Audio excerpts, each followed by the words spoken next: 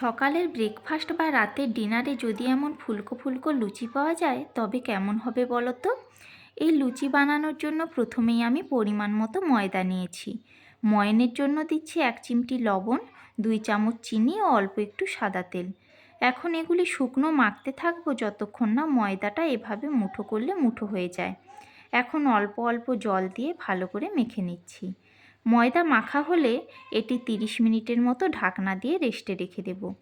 30 minute পর ঢাকনা খুলে আবার ভালো করে মেখে নিয়ে হাতের সাহায্যে ছোট ছোট লেচি কেটে গোল করে বেলে নিয়ে গরম সাদা তেলে উল্টে পাল্টে ভেজে তুলে নিলেই রেডি আমাদের ফুলকো লুচি।